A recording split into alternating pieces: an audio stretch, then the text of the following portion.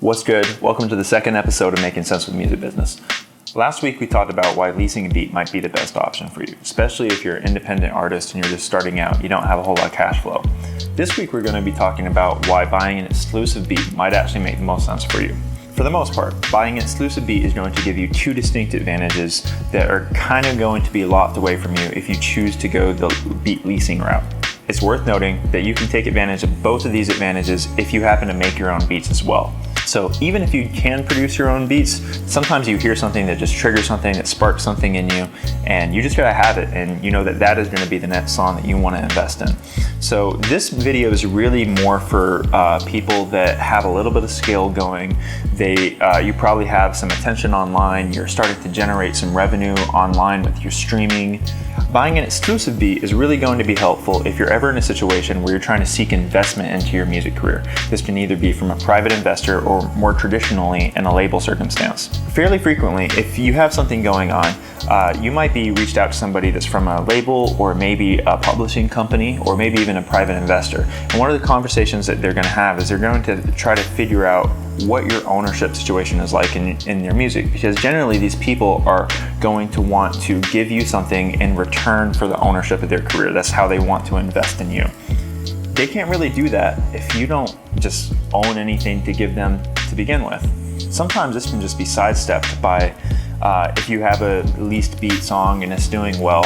Sometimes you can just, we'll just purchase this beat outright. And I've seen that happen multiple times where somebody didn't own a beat at the time that they got popular, and then they had a private conversation with that producer after they got signed or after they hit a publishing deal.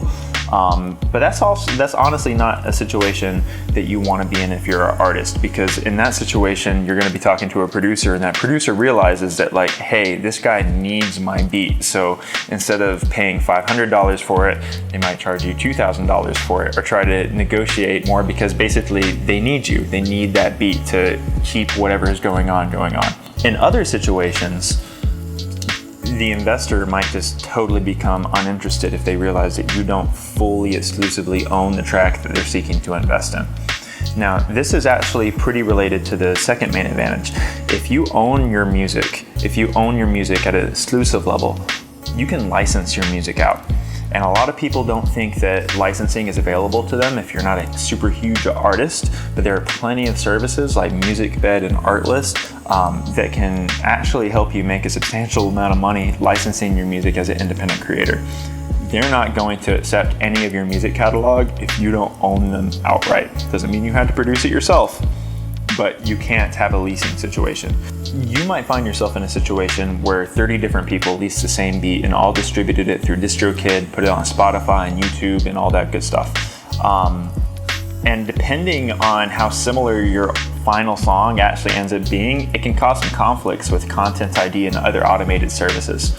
This is exactly the type of thing that licensing companies are going to try to want to avoid as much as possible. So if you do go the exclusive route, it's really, really important that you make sure that the producer that you're paying a substantial amount of money for isn't just using a splice loop or a sample that you're going to have to pay a lot of money to clear.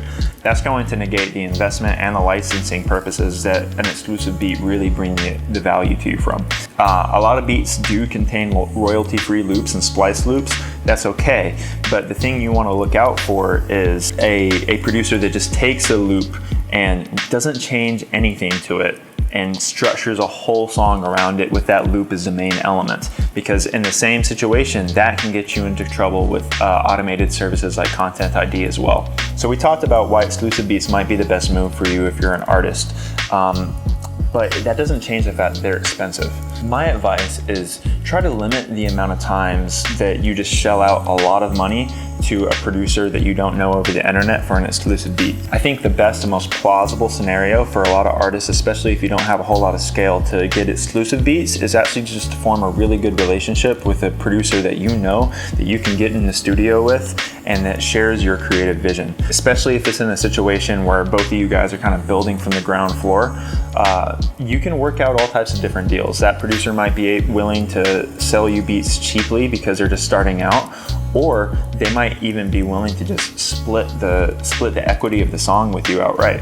So you might be in a circumstance where you're just giving your friend 20 or 30% on DistroKid. You're doing the team splits, and they're getting paid and you're getting paid, and everybody's happy. That's honestly how a lot of people at high levels that are independent at least tend to work. And that helps you maintain the benefits of an exclusive without just absolutely paying out the nose for it every time you want to put out a song. So I hope this was helpful. Come back next week and we're going to talk about why just producing your own beats is a really favorable situation as opposed to leasing or buying an exclusive to begin with. Should be a fun conversation, so I'll see you then.